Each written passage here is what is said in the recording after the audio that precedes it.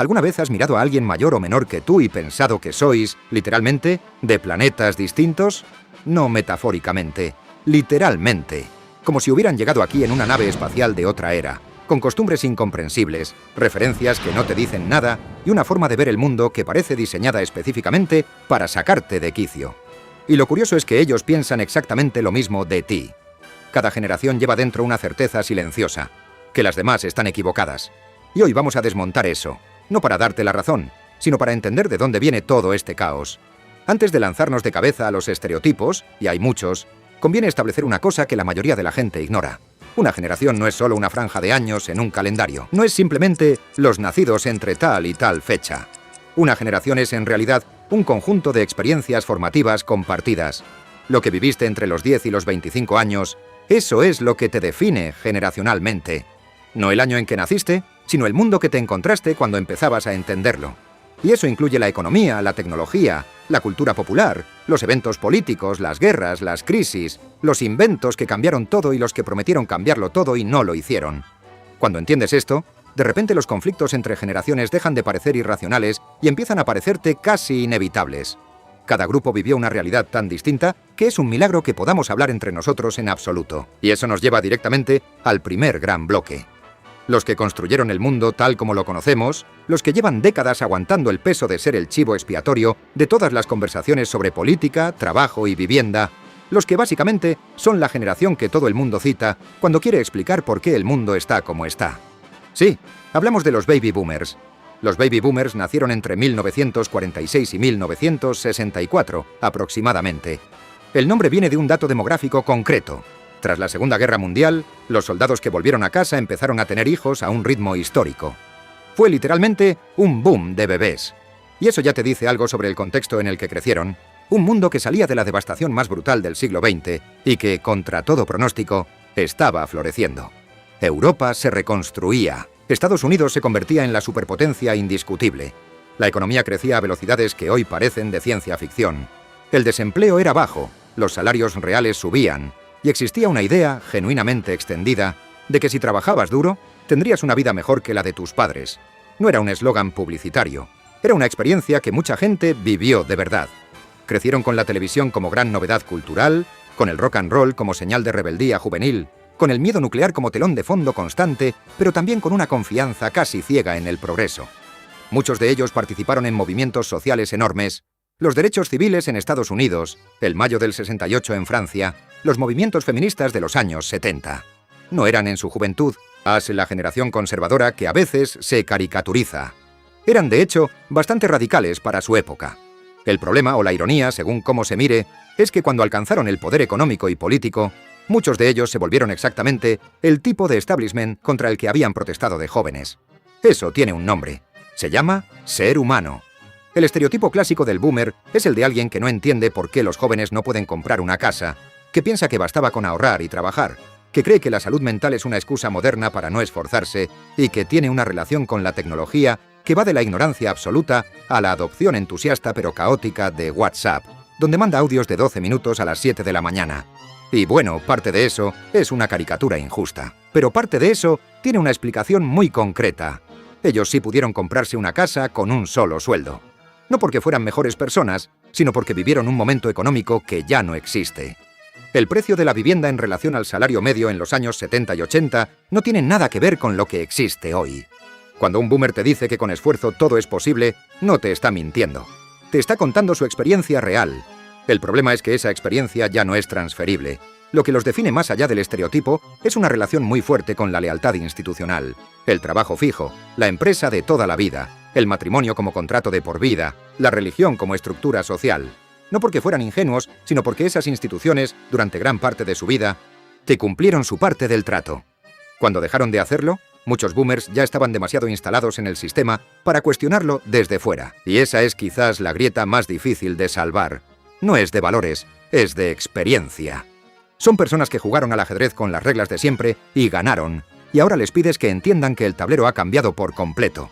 Pero antes de que los boomers terminen de procesar esa reflexión, ya hay otra generación esperando en la sala. Una que lleva décadas esperando, por cierto, porque eso es básicamente lo que les ha pasado siempre. La generación X. los nacidos entre 1965 y 1980, aproximadamente.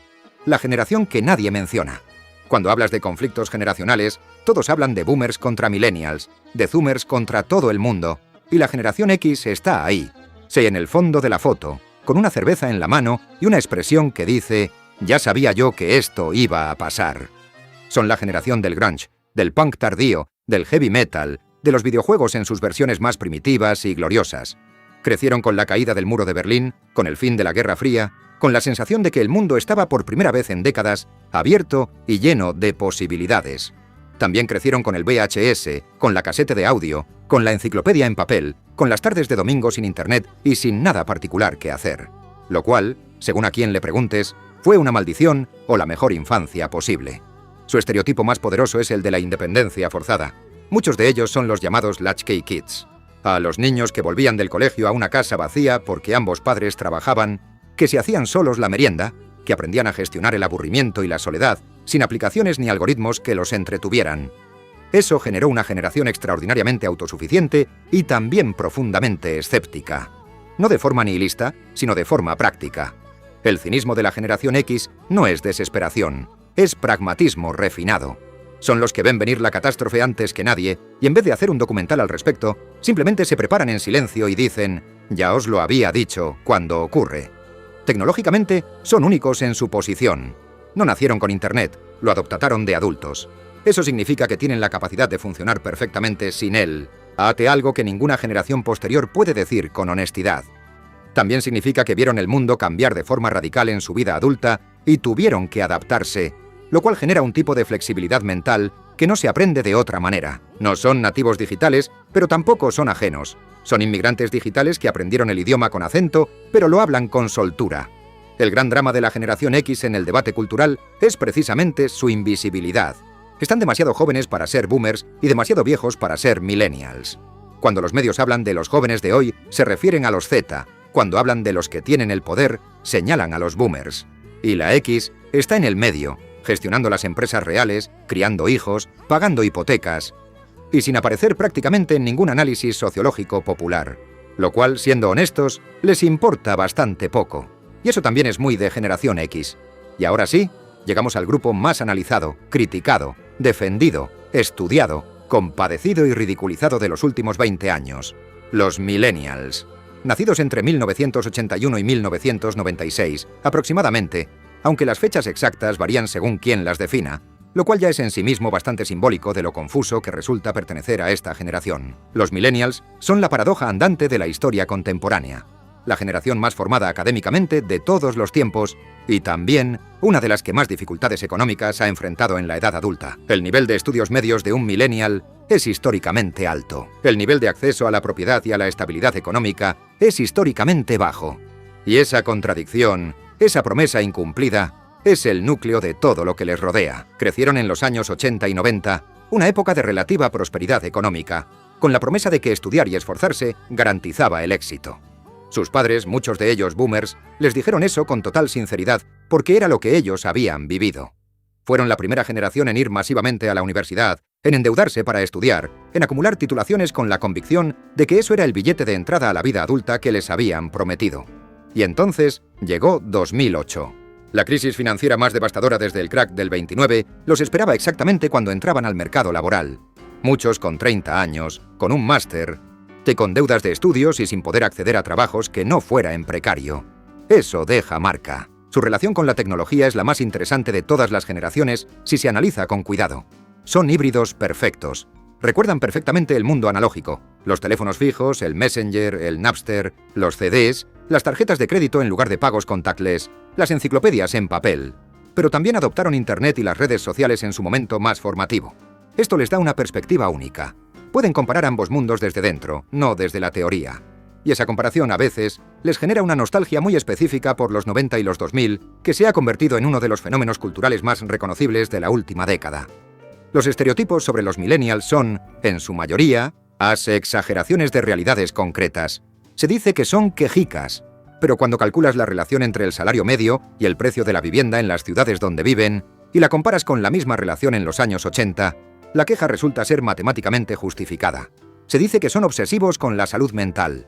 pero son también la generación que empezó a normalizar hablar de ansiedad, depresión y burnout en voz alta, lo cual es, objetivamente, un avance civilizatorio. Se dice que no pueden comprarse una casa, y es cierto, pero no porque se gasten el dinero en aguacates con tostadas, por mucho que ese artículo del periodista australiano haya tenido más influencia en el debate público de lo que merece cualquier pieza de periodismo financiero en la historia reciente.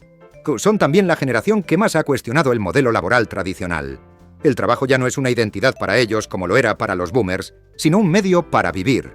Eso asusta a las generaciones anteriores, pero tiene una lógica clara. Si el mercado laboral no te va a recompensar con estabilidad ni con lealtad, ¿por qué ibas a dársela tú a él? La ecuación ha cambiado. Los millennials simplemente lo han verbalizado antes que nadie. Por cierto, si llevas un rato aquí y te está resultando interesante, ya sabes lo que tienes que hacer. Un like no te cuesta nada y a mí me ayuda bastante. Y si no estás suscrito, ahí está el botón, que no muerde. Ahora bien, si los millennials son la generación más estudiada, los que vienen detrás son los más malinterpretados. La generación Z, los nacidos entre 1997 y 2012 aproximadamente, son la primera generación verdaderamente nativa digital. Y eso no es solo un dato tecnológico, es un dato cognitivo, social y cultural de primera magnitud. No recuerdan un mundo sin Internet, no tienen un antes con el que comparar el ahora. Para ellos, estar conectado es tan natural como respirar, y la desconexión es la experiencia excepcional, no la norma. Crecieron con smartphones desde edades muy tempranas, con YouTube como televisión, con TikTok como forma de procesar el mundo, con acceso instantáneo a cantidades de información que ninguna generación anterior había tenido nunca disponibles. Y eso tiene consecuencias que apenas estamos empezando a entender. Procesan la información de forma distinta, en formatos más breves, más visuales, más fragmentados. Eso no significa que sean menos inteligentes, significa que son inteligentes de otra manera, adaptados a un entorno informativo radicalmente diferente. Su estereotipo más extendido es el de la sensibilidad extrema. Se dice que son demasiado frágiles, que se ofenden por todo, que cancelan a la mínima, que no aguantan la presión. Y aquí conviene ser muy preciso, porque esta caricatura ignora algo fundamental. Crecieron en una época donde la información sobre injusticias globales era constante, inmediata y omnipresente desde edades muy tempranas. Un niño de la generación Z a los 13 años ya había visto en su teléfono más imágenes de conflictos, de violencia policial, de cambio climático, de desigualdad estructural, de lo que ha visto cualquier generación anterior a los 30. Y eso genera un tipo de hiperconciencia moral que puede interpretarse como fragilidad, pero que es, en realidad, una forma de estar muy expuesto emocionalmente desde muy joven. Los datos sobre salud mental de la generación Z son los más preocupantes de todas las generaciones estudiadas. Las tasas de ansiedad, depresión y soledad entre los adolescentes y jóvenes adultos de este grupo son históricamente altas. Y los investigadores llevan años debatiendo en qué medida el uso de las redes sociales es causante de esto, o simplemente refleja una realidad que de todas formas estaría ahí. Probablemente es ambas cosas. Lo cierto es que son también la generación que más abiertamente habla de salud mental, que más normaliza la terapia, que menos estigmatiza la vulnerabilidad emocional. Y eso, de nuevo, puede parecer fragilidad desde fuera o puede ser exactamente lo contrario. En lo económico, los Z están llegando a la edad adulta en un mundo que ya les ha dado todas las señales de que el sistema no funciona como prometía. Muchos de ellos ven lo que le pasó a los millennials y sacan sus propias conclusiones antes de cometer los mismos errores. Hay una corriente dentro de la generación Z que ha desarrollado un pragmatismo económico bastante crudo para su edad. No se endeudan para estudiar carreras sin salida. No se fían de la estabilidad laboral tradicional. Buscan múltiples fuentes de ingreso desde muy jóvenes. Son, en muchos sentidos, la generación más emprendedora que ha existido, aunque el tipo de emprendimiento que practican tiene muy poco que ver con el que se estudia en los MBAs. También son la generación más diversa en términos de identidad en todos los países occidentales. Las categorías de género, de sexualidad, de etnia, de religión, que para generaciones anteriores eran fijas y binarias, para los Z son fluidas, complejas y en permanente redefinición. Esto genera un choque cultural enorme con las generaciones mayores, que a menudo interpretan esa fluidez como confusión o capricho, cuando en realidad es simplemente el reflejo de una sociedad más compleja que necesita un vocabulario más complejo para describirse. Y si la generación Z ya resulta difícil de analizar porque apenas están llegando a la edad adulta, la generación alfa es directamente un territorio especulativo. Los nacidos desde 2013 en adelante, los hijos de los millennials en su mayoría, son los primeros humanos en crecer con inteligencia artificial como algo completamente ordinario y cotidiano desde la infancia. No como una novedad tecnológica fascinante, sino como un electrodoméstico más, como el microondas o el aire acondicionado. La IA no es para ellos el futuro. Es simplemente el presente que siempre han conocido. Crecieron con tablets antes que con libros físicos en muchos casos.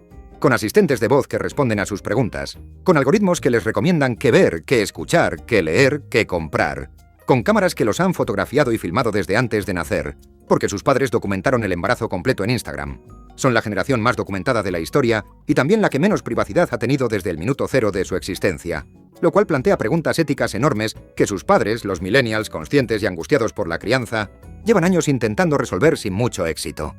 Lo que sí se puede anticipar con cierta base es que su relación con la realidad física va a ser radicalmente distinta. Crecen alternando entre mundos físicos y digitales de forma tan fluida que la distinción entre ambos empieza a no tener sentido para ellos. El metaverso, que para los millennials suena a distopía de ciencia ficción, para los alfa va a ser simplemente el lugar donde se reúnen con sus amigos por las tardes. Y los que tenemos más de 25 años vamos a intentar entender eso con la misma cara de perplejidad con la que los boomers nos miraron a nosotros cuando explicábamos qué era Twitter. Sus padres millennials, profundamente conscientes de los errores de crianza que creen haber sufrido, están criando a los alfa con una atención a la salud mental, al lenguaje emocional, a los límites y a la autoestima que ninguna generación anterior recibió de forma tan sistemática y deliberada. Si eso va a producir una generación más equilibrada emocionalmente o simplemente una generación con vocabulario terapéutico muy sofisticado y los mismos problemas de siempre, es algo que solo sabremos dentro de 10 o 15 años, pero será sin duda un experimento fascinante de observar. Ahora bien, después de repasar cada generación por separado, la pregunta que realmente importa es ¿por qué nos peleamos tanto? ¿Por qué el conflicto generacional no es solo un fenómeno moderno, sino algo tan antiguo como la propia civilización humana? Porque lo es. Hay textos de filósofos griegos del siglo V a.C. quejándose de que los jóvenes de entonces no respetaban a sus mayores, que eran vagos e irresponsables, de que el mundo se estaba yendo al garete por su culpa. Sócrates supuestamente lo dijo, Aristófanes lo escribió, Hesíodo lo insinuó siglos antes. La queja sobre la generación siguiente no es un invento moderno ni de Twitter, es una constante antropológica. La razón tiene un nombre técnico, sesgo de nostalgia.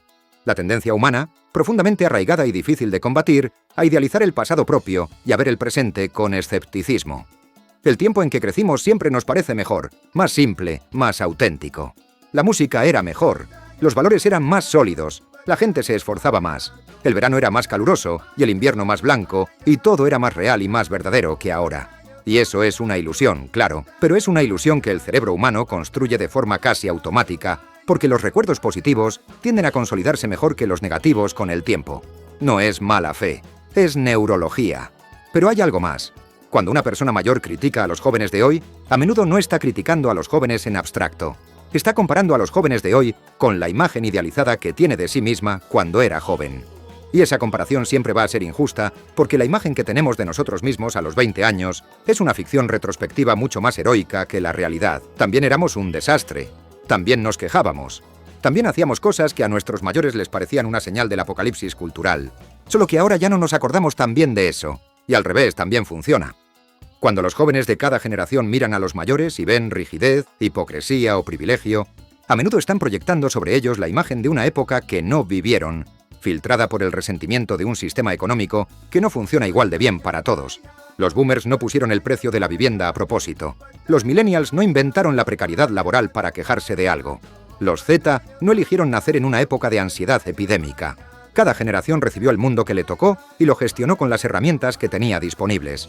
Eso no significa que todo esté bien, ni que las críticas sean injustas. Significa que juzgar a un grupo humano por las circunstancias históricas que le tocaron en suerte es, en el mejor de los casos, un análisis incompleto. Lo que hace que el conflicto generacional sea tan persistente y tan resistente a la razón es que cada generación está convencida, con pruebas reales de su propia experiencia, de que su forma de ver el mundo es la correcta.